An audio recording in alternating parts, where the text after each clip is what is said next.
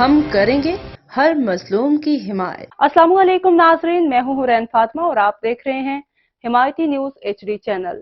نظر ڈالتے ہیں آج کی اہم خبر پر۔ بنت ریاض ایمبولینس سروس کا آغاز کر دیا گیا۔ ایمبولینس سروس کے آغاز پر بنت ریاض کے والد اور والدہ محترمہ نے فیتا کاٹا۔